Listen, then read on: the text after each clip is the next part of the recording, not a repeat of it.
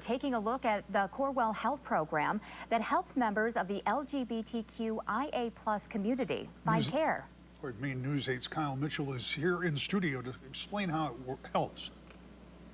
Rick and Emily, finding a doctor with the knowledge to serve the LGBTQIA+ community can be a challenge, but Corewell's Patient Navigator is trying to make that process easier.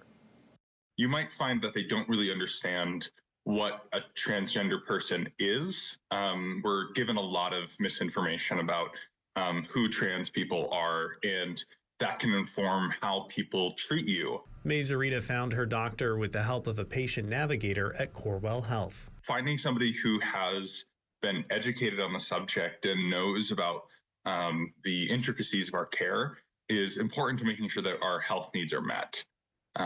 The Health Navigator tool is useful because it kind of cuts out a lot of that need to do large amounts of research. She had previously experienced doctors who didn't have the knowledge to treat her or who didn't know how to communicate appropriately. Well, that doctor had been asking about my family and how supportive they were and just invasive things. Corewell Health is the only healthcare system in the state with an LGBTQIA+ patient navigator. We know that this is a marginalized community inside and outside of healthcare that faces harassment, faces discrimination.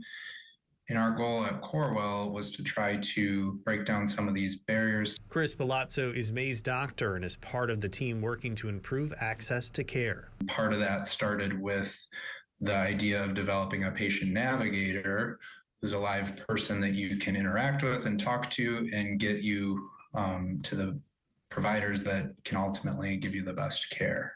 He has years of specialized training and acknowledges shortfalls among some doctors. There are people that are still having negative experiences, still being denied care for either their gender identity or their sexual orientation, or they're just not getting the appropriate care.